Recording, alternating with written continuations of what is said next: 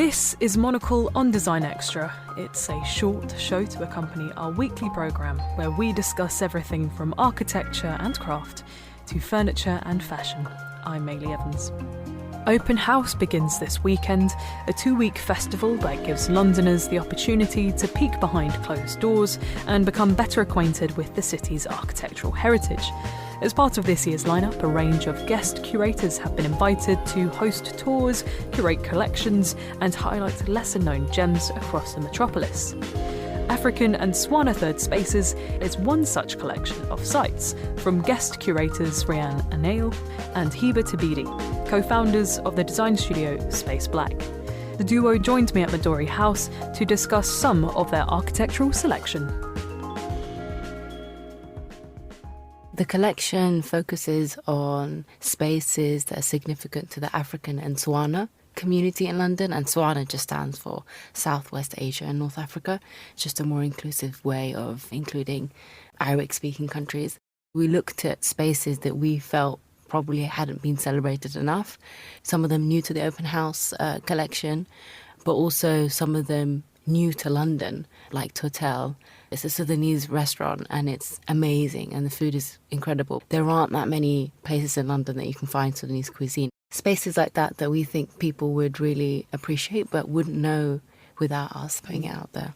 And as well as these new spaces highlighting really old spaces that are at risk. We're second generation and our parents came in like late 80s, early 90s. And there are sites like Shepherd's Bush Market, which were really significant for communities coming over because that's where they would sell produce that they'd only really find in Sudan and at really reasonable prices. And it would be like Sudanese, Eritrean, Ethiopian market traders that would sell products. And it was also just like a gathering space for loads of our parents and their friends to come. These places are really at risk because of development, and we kind of wanted to give them the opportunity to be spotlighted in the curation. Shepherd's Bush Market, for example, we're doing a tour of on Saturday, introducing to different stalls and vendors we think are really special. The collection also includes places like the Africa Centre, which I think is like a good contemporary and beautiful design, high quality refurbishment that people can go and learn more about the architect and the interior designer. I think, it's one of those spaces that you want to know who's behind this design. But also spaces that have been adapted over time by the people inhabiting it, like Shepherd's Bush Market. We also have a Coptic church. That church in particular is very significant to the Sudanese and Egyptian community in London, but there aren't that many Coptic churches at all in London. I think there's just a handful. Since leaving practice, or traditional practice, we've migrated away from this idea that there must be an architect or a lead designer and they design for a community. So it's like kind of one idea imposed on everybody else. Now we kind of see how important it is for us to be translators as architects and engineers, to come in and help the community design its own spaces, and we come in with our skills and draw that up instead. So it was very important to have spaces like Shepherd's Bush Market still be highlighted as an architecture that's designed by its community and adapted by its own community.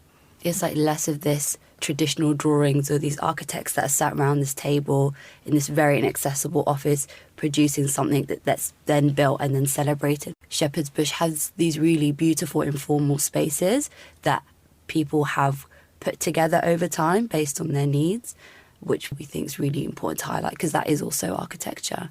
It's just struck me when you hear sort of Open House, people go, right, I can go into Downing Street for the first time. People think of these very grand, imposing structures where doors are normally closed. And the collection that you've put together are spaces which people might have passed day to day if they live close to those areas. It's places which are open to the public. You've got the mosaic rooms, which is a gallery space. So these are places that people could go to. They just might not know that they're open to be explored, and maybe this might be a way of introducing them to new spaces. I mean, what do you hope that visitors, maybe encountering some of these spaces for the first time, what do you hope that they might take away with them? We're hoping that people will visit these spaces, but then continue to and actually look at the programs that they have, whether it's the Africa Centre or even the Mosaic Rooms. We've worked with the Mosaic Rooms before, but the Mosaic Rooms has also supported so many alternative practitioners. And it's a space that's a little bit different from most galleries in that you can bring your children, there's spaces for play, kids can run around the gallery. We hope people will visit these spaces more often and actually hang out in these spaces and support these institutions as well, because a lot of them, we feel during these times where there's less and less funding for cultural organisation institutions, that people will go there and support them and the artists that they showcase. We think it's a really good opportunity to challenge what architecture is and bring to the curation stuff that people might not normally celebrate or feel like they can't celebrate within their own cultures because it's not packaged in this really beautiful, grandiose, imposing building, but seeing the value of these other types of architectures that might be underrepresented and under-celebrated in the profession.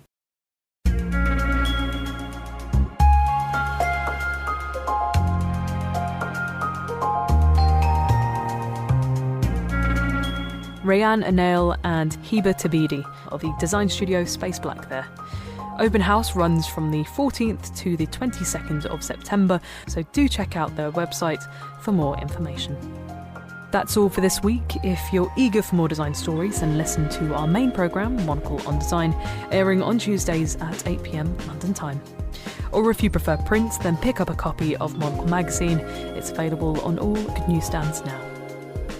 Today's episode was produced by me, Maylee Evans. Thank you very much for listening.